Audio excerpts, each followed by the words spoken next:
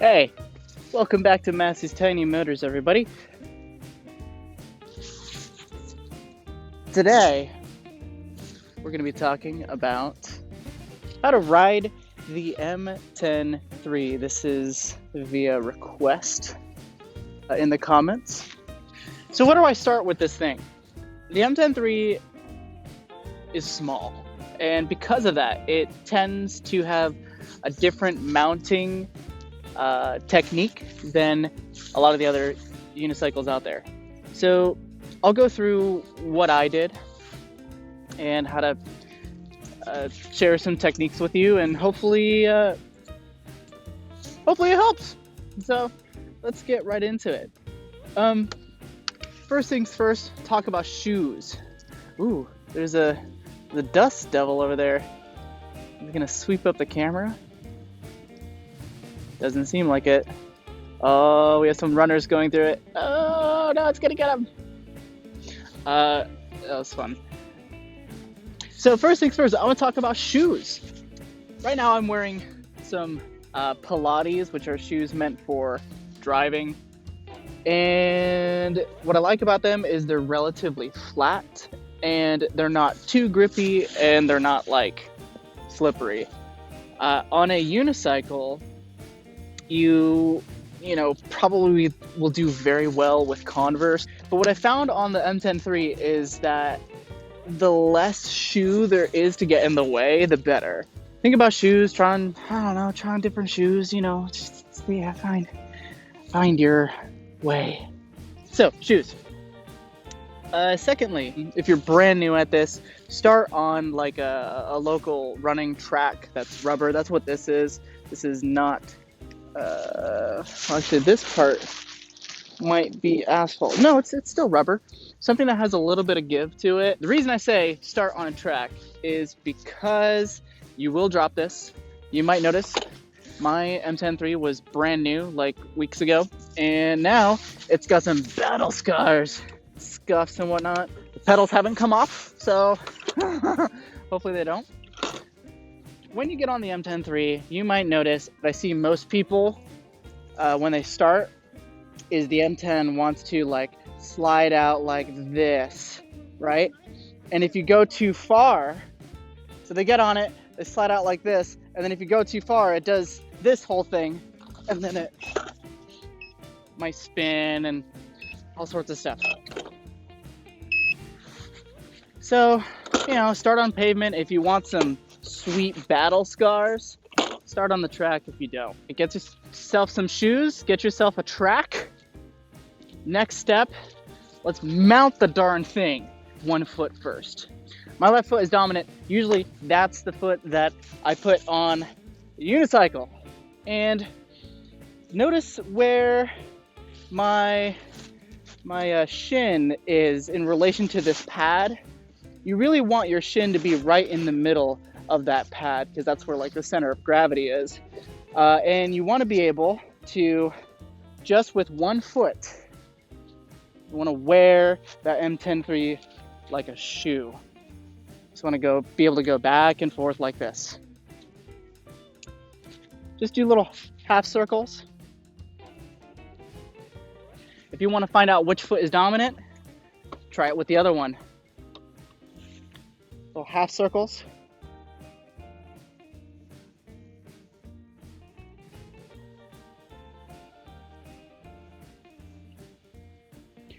And just keep doing that until you feel like you have a good feeling for where your leg rests against the unicycle. I noticed that my heels, see if you can see this closer, right in here, my heels like to click in right there. Wow, I never noticed that. It's like taking off the padding right there. Goodness. But my feet are splayed out. I'm the opposite of pigeon-toed. I forget what that is called. Oval-toed, I think? I don't know. My heel and my shin are resting against the unit. So what's next? Well,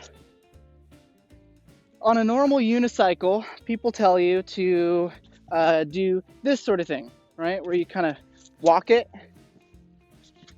And then eventually, like, you get like a little bit longer and a little bit longer and a little bit longer. Yeah, you can do that here on the M103. It's just, it hurts because it's so small. The one thing you notice when you're new on a unicycle is how much pressure is put against your shin or calf. It's crazy. Yeah, it's especially bad on the M10. But don't worry, that's only like the first, maybe hour. So practicing mounting,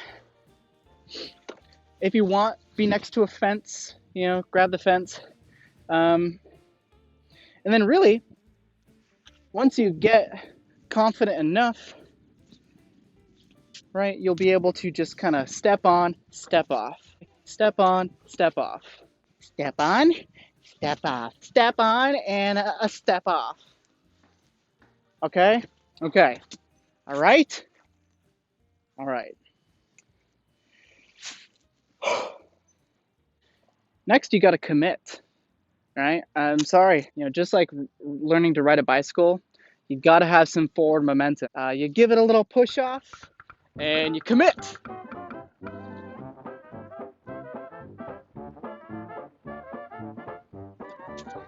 And you're gonna drop it.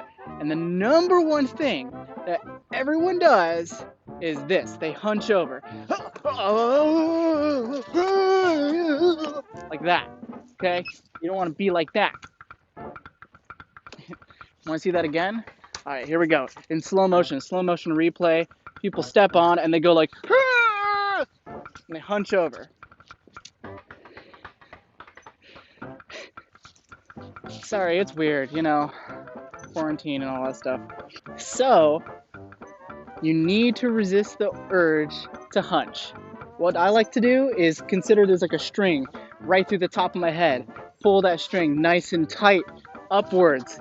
And you're gonna step, commit, and look out about 15 or 20 feet out there. Pull that string on the top of your head. You wanna have good posture. Think about this. So when you're balancing a pencil, is it easier to balance a pencil on your finger that's shorter or taller? Let's take a different look at this. So first things first, doing those nice little circles. Right? You want to be real comfortable with just this. And you want to wear it with as much confidence as your shoe. You want to have a lot of, you don't want this to be different from this. They're one unit. Okay? Okay. Then you try your little baby steps. Right? You're walking the dog. It hurts. It hurts your shin, your calf. You're like, oh my gosh, how is this so painful? Don't worry, that'll go away. And then you eventually do tap and go. Tap, tap. And then you commit, right? This is the big moment. This is when everybody cheers. You stay on it. By the way, you might notice at first your footing placement is not going to be correct. It's going to be awful. You will eventually learn how to adjust your feet.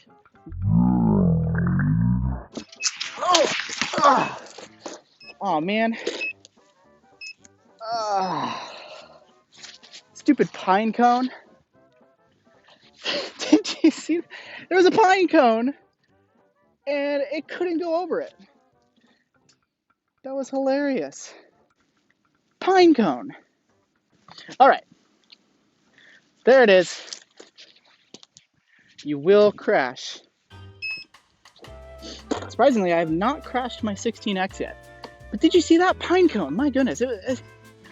Anyway, okay. So, step on, you commit. Your footing placement is not going to be good at first, but eventually you will figure out how to adjust your feet on the unit. I almost think of it like clicking your heels, like there's no place like home. Click, click. All right, you find out where you're comfortable. Then you got to feel out how to lean into it. So here's what EVX, very famous unicycle YouTuber has said that has changed my life. Thank you, EVX. Basically, the way you want to turn is, if I want to turn left, I'm going to stiffen the left knee. And if I want to turn right, I'm going to stiffen the right knee. This is for beginners. So when I turn left, I stiffen the left knee and I soften the right knee. Find your soft knee. Find your stiff knee. Once you've found them, you will turn. All right? That is basically number one for beginners, how to turn. Stiffen left, stiffen right, turn right. And of course, there's a little bit of head action as well, right? I'm like very slowly with that string pulled through the top of my head, all of my excellent posture. I'm stiffening my left knee to go left, and I, back it up with a slight lean to the left, just like a motorcycle. In fact, if you have ridden a motorcycle, this will feel a lot like home. Hope I don't hit another pine cone. Oh my God.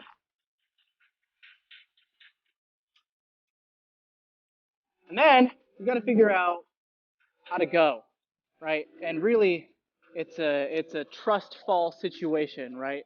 When you lean forward, it goes forward. When you lean back, it just slows down. And if you lean back enough, it goes backwards, right?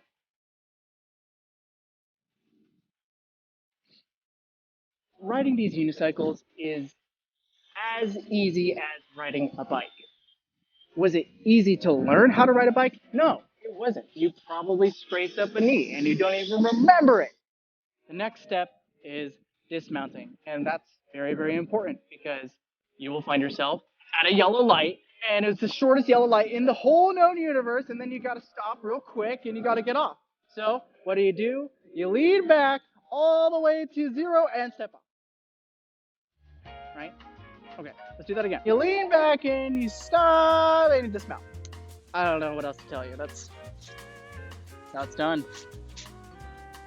So get out there, practice it. Let me know if anybody has like any other things they want to add to the technique of getting on the Mten3. Hey, give it the beans. And after 30 minutes of giving it the beans, you should have it down. So thank you everybody for watching, and I hope to see you in the next one.